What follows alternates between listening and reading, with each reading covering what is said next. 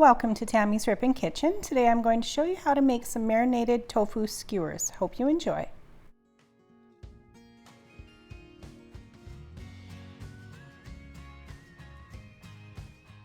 So here you'll get your ingredients ready for the marinade. You will have two bowls of this, one for the veggies and one for the tofu. Once you have your tofu all cut up, you will gently fold it into the marinade.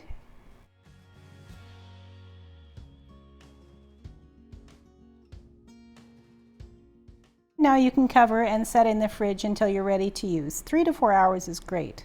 And here I've already cut up all the veggies and the marinade is on them. And set aside until you're ready to use.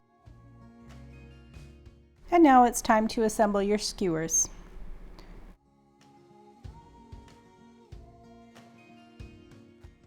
All ready for the barbecue.